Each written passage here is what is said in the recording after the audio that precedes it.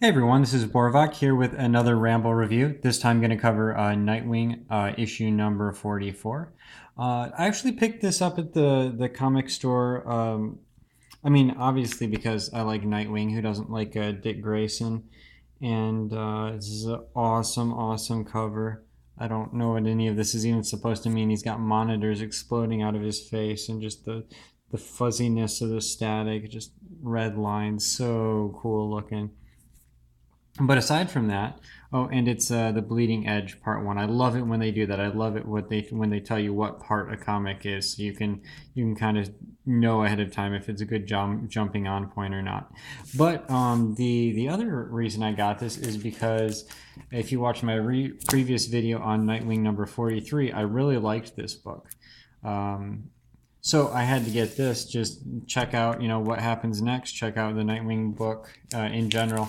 43 seemed to be kind of a one-off deal, and it looks like, and even within the story itself of 43, you can tell it's just a self-contained story. I really liked it again. I recommend this again, but it's because of I liked that. It was one of the reasons I wanted to pick this up. This is the next issue, but it's apparently a different writer, very different feel. 43 was very fun. This is much more dark and gritty. So with that being said, we'll go ahead and jump in. We'll see what we think about it. We start with Dick Grayson walking down. This is Bloodhaven. He's walking down a seedy alley, and you've got a little weird skull symbol. It's a really ghostly skull symbol, that almost phantasmic, showing up behind him, and it looks like it's coming from the light. But he's walking down to the subway. Got a guy sitting there. Subway comes in. He's like, "Hey, guy, you getting on?" The guy just ignores him because he's on his phone and tapping away. And then the phone explodes, and Nightwing isn't sure if he heard something or if he didn't because he's on the subway now. They're pulling away. But then apparently the driver's phone explodes too. It gives a little skull signal too, which both of these are reminiscent of this. That's not very subtle. So something's going on here. Obviously, phones are exploding. This isn't whatever that phone was in the news a while back for exploding was not nearly as bad as this, I'm sure.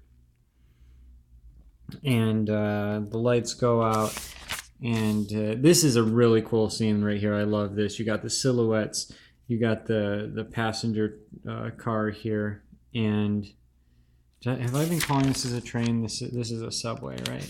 I'm sorry, I don't live in the city. They're all trains to me.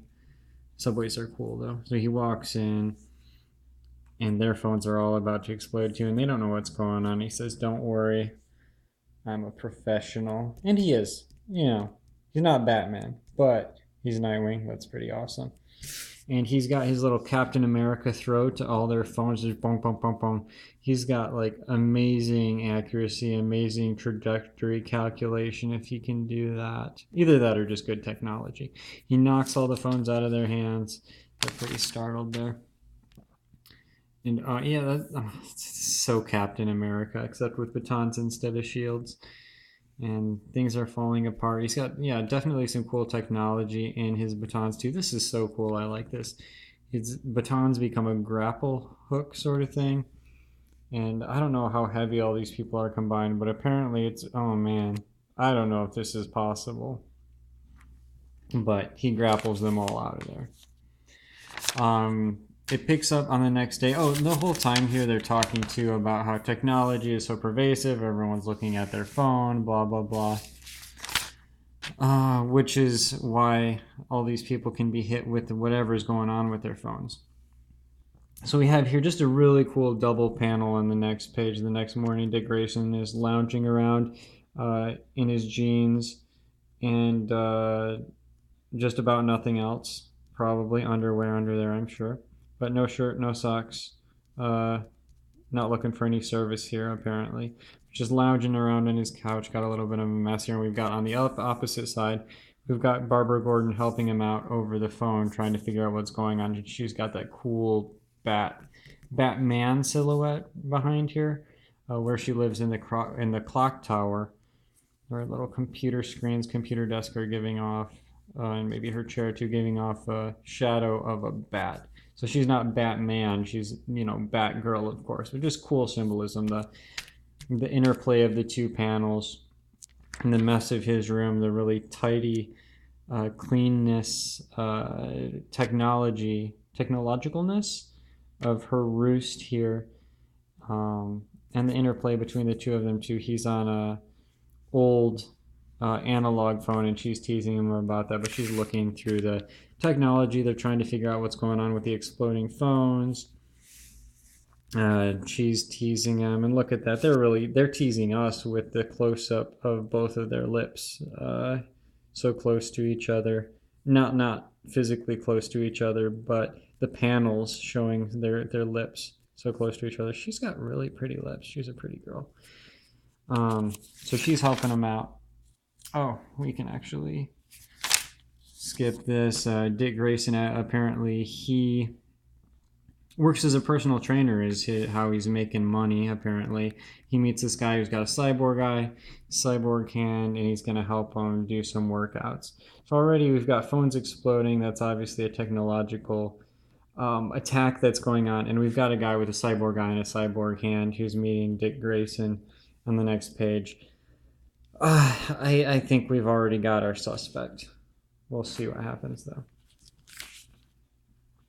But Dick Grayson goes, and he goes and gets a sandwich in a bodega. We'll skip that part. But he's finding out that a lot of people in town are getting these almost virtual reality, augmented reality things that make things look other than what they are. And we're going to learn a little bit more of that. There's a crime scene that he breaks into. He's kind of pseudo friends with this police person, apparently. What is she, inspector or something? She's like the Harvey Bullock of Bloodhaven or something. She doesn't really like capes, but she's gonna let him look at the body really quick. And he says, you know what, the body's interesting, but I'm going to take this virtual reality unit, augmented reality unit.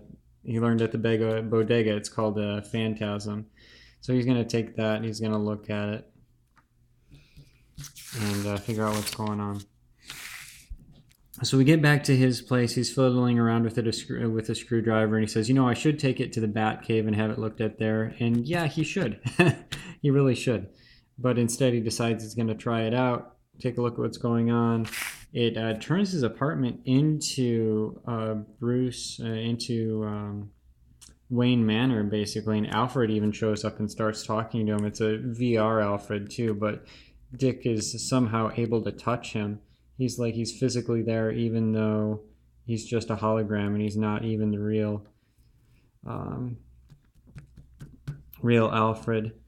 But somehow, apparently, the virtual reality is able to tap into Dick Grayson's memories or neural network or something, and create something based off of that would be familiar to him. But Alfred's going to turn into this weird skull thing again, and he's looming up over Dick Grayson. And I think Dick Grayson is about to get spider powers. He's about to learn that with great power comes great responsibility. I think that's what's happening here. Let me know what you guys think. But we got this thing. It's going to get up there on his arm. The virtual reality thing that he has to wear on his arm. We see it right there, wrist, and that's what a lot of people are wearing in the issue. This is the new Phantasm technology. It gets up. It's going to give him his radioactive spider bite. But it's a bait and switch, because instead it bores a hole in his chest. And Dick Grayson is not too happy about that. And then next time we've got invisible monsters in the next issue. Now, I don't know if this is really happening. Is this thing really boring into his... What's that little hollow under your chest? Where you're between your rib cage... It looks like that's about where that is. And that I don't want anything going inside of me there. Definitely not. But is this really happening, or is this part of the augmented reality? I can't really tell. But this is really weird. I want to see what happens next. I don't know how I feel about this story specifically, but it's definitely one that I have to tune in next time and see what happens. I want to know where this is going. So I'll give this a recommend. It's Nightwing. It's got good art. It's got some interplay between Dick Grayson and Babs. I like that. She's teasing him for his old-fashioned, old-fashioned proclivities with his analog phone, and he's teasing her for her old-fashioned name. Barbara kind of is an old-fashioned name, but it's cute. It suits her. But Dick is talking about, this is his turf. He asks Babs not to tell Batman. He tells Babs not to tell Batman here, and then later on he's talking about how he looks up to Batman. He's not the world's greatest detective, Batman is, but he wants to handle things on his own. And then, where is it? He talks about Batman. Oh, yeah. When he's investigating the box here, the Phantasm, he says that he should take it back to the Batcave, but he's not going to because he wants to figure it out for himself.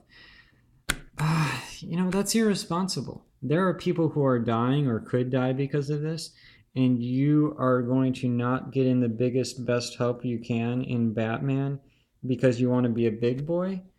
Doing things on your own doesn't make you a big boy.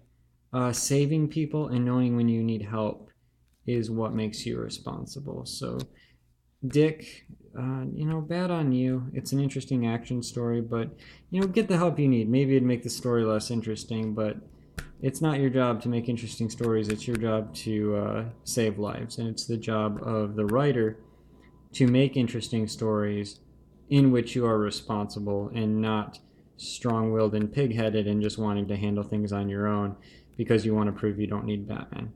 Get the help you need. Don't get this stupid technology and wear it and put yourself in danger. You don't say, hey, there's a virus on this thumb drive, so I'm going to plug it into my computer and see what it does. No, you isolate it first. You put it off the network. So this is, the more I think about this, the more Dick Grayson is just being an idiot in this issue. He gets a spider in his chest for it. So again, I still recommend this issue. It's still interesting. Go pick it up for yourself if you like anything that you saw. It's got a really cool cover. I'd like to see a little more maturity from the primary character.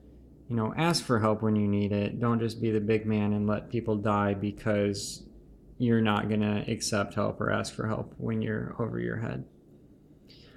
But yeah, let me know what you guys think about the issue. It's a big tonal change again from the previous issue, 43, which again was just maybe a guest star. This is I'm not going to even try to say that name. Morrissey is apparently not the current writer. You Nightwing experts already knew that, I'm sure. But yeah, so I don't know what I think about this. I'll give it a recommend based just on the drama. The moodiness of it is really neat. The story is interesting. Everyone loves Dick Grayson. So, go pick it up for that if you're interested, and we'll see where the story goes. Hopefully, the next couple issues, usually 3-issue, 4-issue story arcs.